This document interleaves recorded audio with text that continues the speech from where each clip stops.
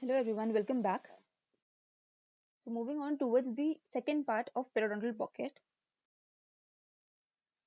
The first thing is clinical features.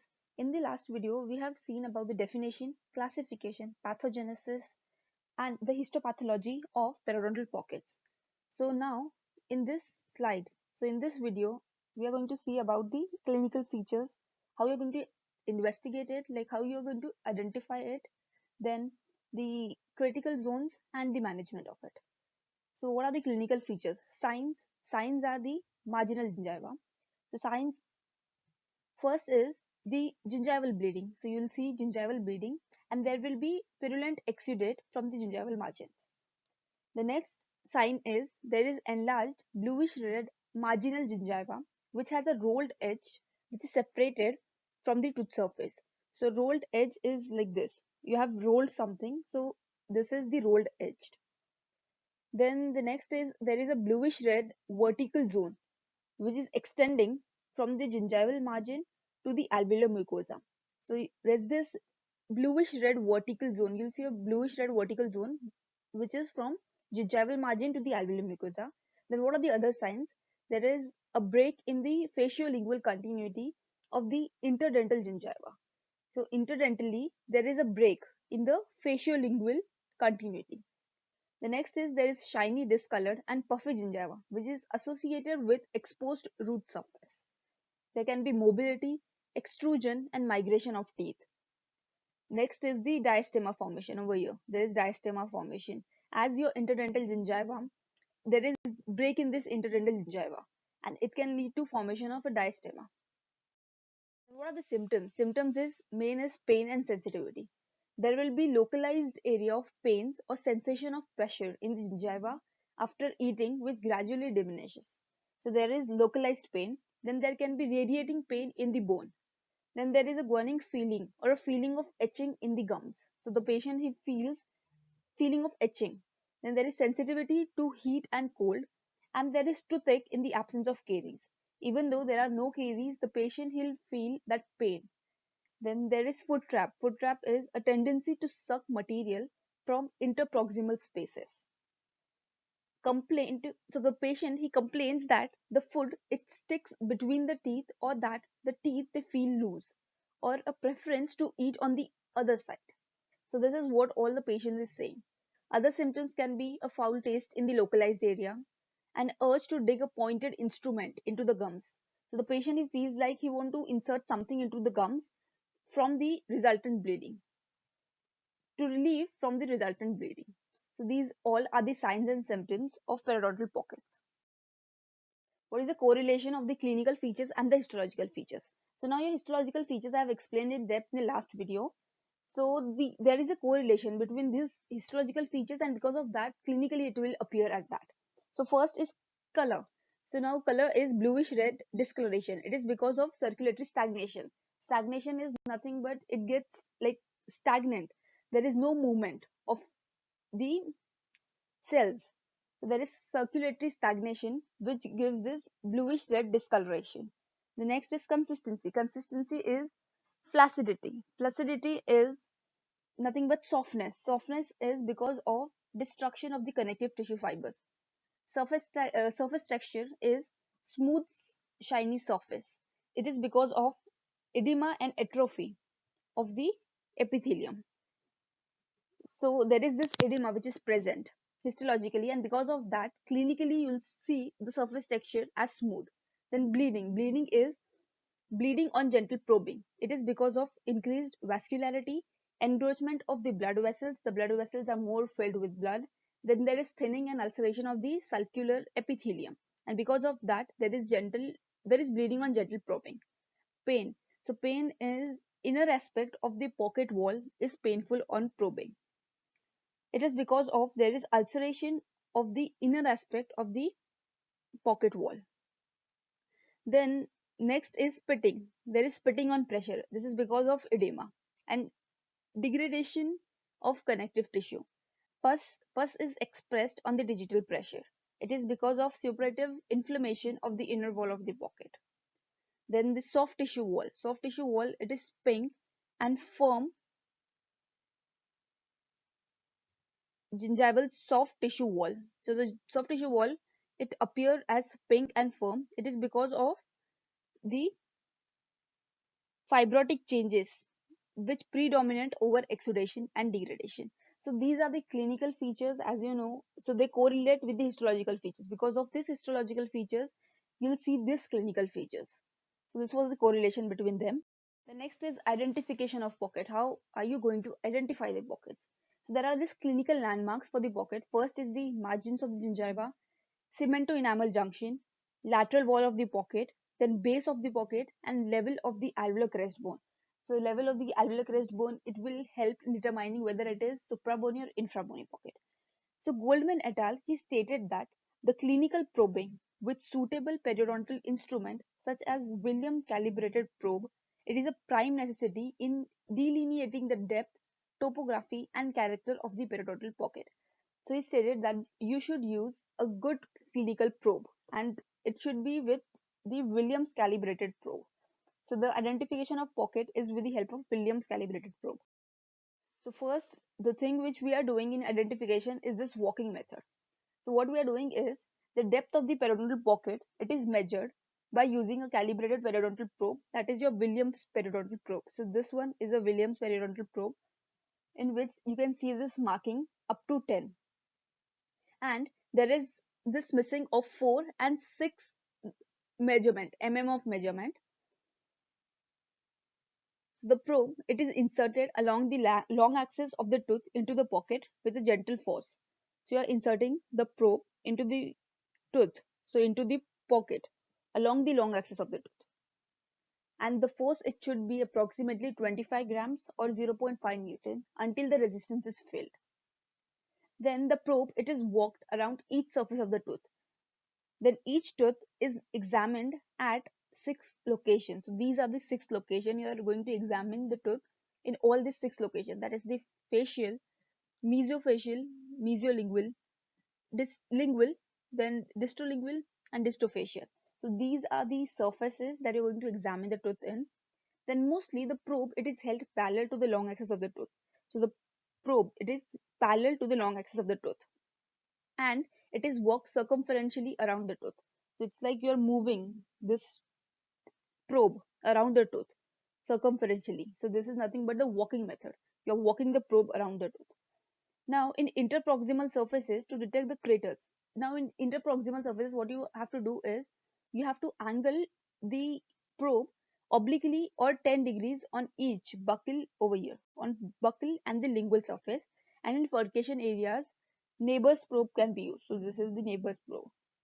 So in furcation, you can use neighbor's probe. In interproximal surfaces, the probe, it is angled obliquely or it is 10 degrees on each buccal and the lingual surface. The next is radiographic technique. Now, most importantly, pockets, they are not detected by radiographic examination because pocket is a soft tissue change and you cannot see that radiographically. Only the bone loss can be detected by radiographs where pocket may be suspected. So if you think there are pockets which are present, so you can take the radiograph to see how the bone loss is, whether it is vertical or it is horizontal. What you can do is you can use gutta percha points or calibrated silver points. It can be used with radiographs over here to identify how much the depth of the pockets is. Then how are you going to measure the pseudo pocket? A pseudo pocket is nothing but a gingival pocket. It is usually because of the gingival enlargement. So it is associated with gingival enlargement, and also while probing there is increased sulcus depth. The probe tip does not seem to go beyond the CJ because in a pseudo pocket your junctional epithelium is still attached at CJ. So this is your pseudo pocket, that is your gingival pocket. Then measurement of true pocket. True pocket is your periodontal pocket where there is destruction of the tissue. It is associated with the apical migration of the junctional epithelium. So now your junctional epithelium, it is apically migrated. Over here, as you can see, there is no apical migration of junctional epithelium. And hence, CEJ is considered as a landmark. So your CEJ is considered as a landmark in detection of pockets. Then how you're going to detect a true pocket? So what you're going to do is, first step is detection of CEJ. So first you're going to take a probe, you're going to place it perpendicular to the surface to see where exactly the CJ is. CJ is, you will feel a bit of roughness from the enamel. when you're like going from enamel towards the CJ, you'll feel that roughness because it's a junction between two things. So it is roughened. So you're going to first detect the CJ. The next is once the CJ is detected without disclosing the probe. So you're not going to move the probe, then you're going to bring it back to the parallel position. So first it was perpendicular and then you have detected where the CJ was. So after detecting it, you're going to bring the probe in a parallel position and you are going to observe whether the probing can be done beyond this point. If it can, then it is understood that junction epithelium is shifted apically and hence it is considered as true pocket. So it's basically when your junction epithelium is shifted apically, then it is a true pocket, and if it is not like shifted, if there is no apical migration of CJ or of your junction epithelium, then it is the pseudo pocket. Then how you're going to detect a suprabony and an infrabony pocket? So about the difference between the suprabony and infrabony, I have explained in depth in the last video, like how and what exactly suprabony and infrabony is. Suprabony is basically, it is the base of the pocket. It is coronal to the crest of the bone, and infrabony it is apical to the crest of the bone. So what you're going to do is you're going to insert the probe into the gingival sulcus. You're going to apply the pressure, and if there is soft tissue resistance, then it is a suprabony. As the lateral wall of the pocket, it contains the soft tissue only in a suprabony case. And if you'll feel a hard tissue resistance, then it is infrabony, as it contains hard tissue and soft tissue both in the lateral wall. So this is the difference, like how you're going to detect suprabony and infrabony pockets. Then what are the critical zones? So critical zones are they are the criteria for selection of different surgical techniques. So this is the criteria, like you're going to, depending upon this criteria, you're going to select which technique, surgical technique has to be done for that particular pocket. So first zone is soft tissue pocket wall, second zone is tooth surface, third is underlying bone, and fourth is attached gingiva. Zone 1 is soft tissue pocket wall. The clinician, he should determine the morphological features, thickness and the topography of the soft tissue pocket wall and the persistence of the inflammatory changes. So he's going to see the soft tissue changes in the first zone. And depending upon that, now the treatment, so the treatment modality will change, how the soft tissue pocket wall is. The second zone is tooth surface. The clinician, he should identify the presence of deposit. So he should see how much plaque and calculus is deposited, then any alteration on the cementum surface, and determine the accessibility of the root surface. So whether your root surface, they are easily accessible. So if they're not easily accessible, then you need to do your flap surgeries. If it is, then you can do root planing. Then third zone is underlying bone. The clinician, he should establish the shape and the height of the alveolar bone next to the pocket wall. It is because it will like determine whether it is infrabony or suprabony, and the treatment modality for both will change. Then the bony craters, bone losses, they are important criteria. The last zone is attached gingiva. The clinician, he should consider the presence or absence of adequate band of the attached gingiva while selecting the treatment. So these are the four zones which helps in the selection of the surgical treatment. And the last is the management. So management is, there are methods of eliminating pocket. So there are two methods. First is pocket reduction and pocket elimination, where you're completely eliminating the pocket, and in this you're reducing it. So there are these two procedures where you're reducing it. So there is resective and regeneration. Regeneration is nothing but you're putting some material and you're regenerating it. So the flap with grafts, membranes, etc. In resective, there is gingivectomy.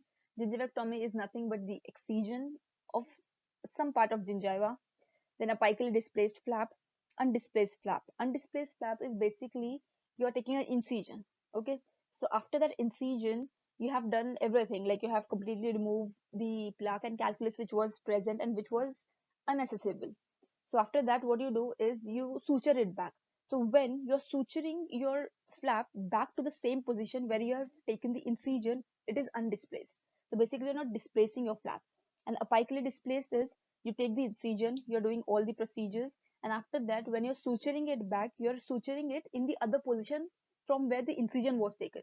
So in apically displaced is you're like suturing it apically to where the exact incision was taken. So that is apically displaced. And pocket elimination is modified Widmans and displaced apically displaced. So modified Widmans and everything I'm going to explain further, like in depth, how exactly it is. So methods of eliminating, there are this new attachment techniques.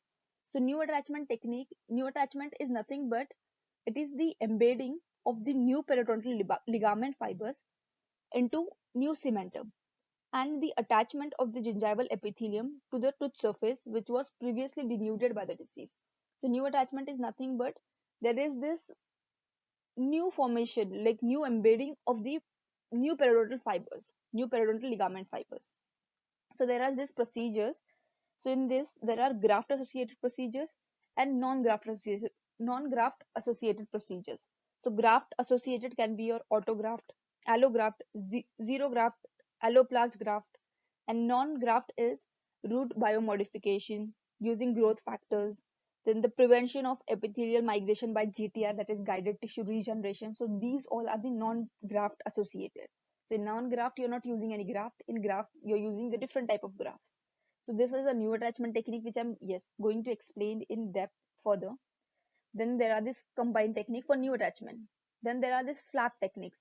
So flaps, they are nothing but it's like periodontal flap. It is a section of the gingiva and or the mucosa.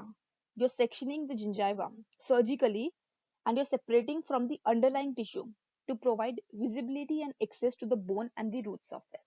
So this is your flap technique. So the different flap techniques can be used are gingivectomy, Newman's flap, modified flap, undisplaced, apically displaced, originally Widman, modified Widman, and palatal flap. So these are the different flaps that you're using in periodontal pockets. Then removal of the pocket wall. Pocket wall you're going to remove by retraction or shrinkage, that is your root planing and scaling. Then surgical removal by gingivectomy or by the means of an undisplaced flap. So if there are like cases where you need, so in case like pseudo pockets, so you'll do gingivectomy. So you're removing that enlarged gingiva. So excision of that small part of gingiva is gingivectomy. Then the apically displacement of the pocket wall by apically displaced flap. So these all are the things that you can do for the removal of the pocket wall. Then what are you doing to remove the tooth side of the pocket? You're doing all these three procedures, and you can also do removal of the tooth side of the pocket, which involves either by, so if it is not treatable, so if it is untreatable, that pocket is untreatable, so what you can do is you can remove the tooth, you can extract the tooth, or you can do hemisection if the pocket is present on one side of the tooth. So hemisection is nothing but bicuspidization. You're splitting the tooth into two separate portions.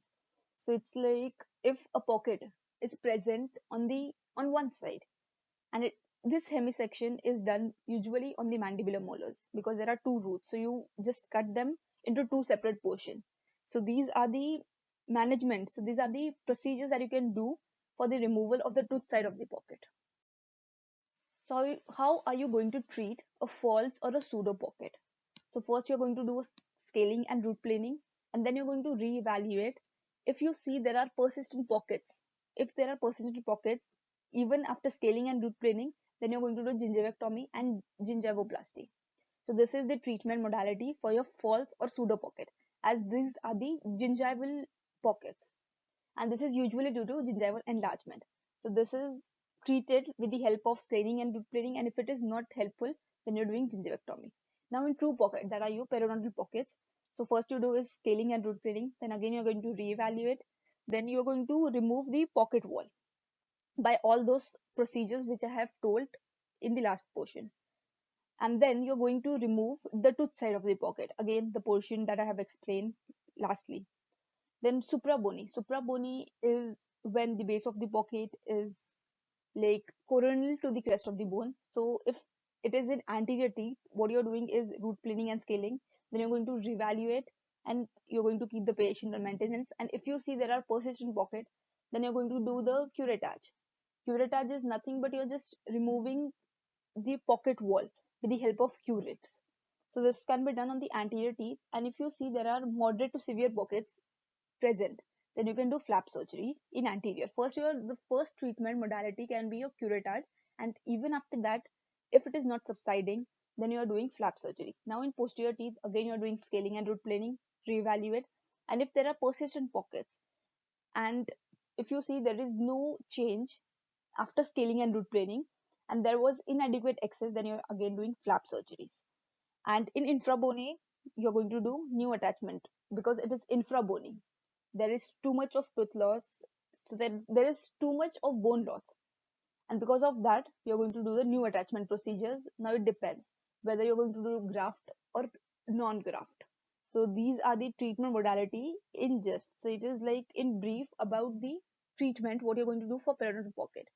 But now if this answer, so it's like if a long answer question it comes in your exam, and then you have to write about it, so you have to write everything like this only. But if they are asking to explain any flap or any new attachment procedure, and then only you have to explain them. So I'm going to explain like all the new attachment procedures and the flap surgeries in my later videos. And that was it of this video. I hope you found this video helpful, and this was it of the periodontal pockets. Thank you so much.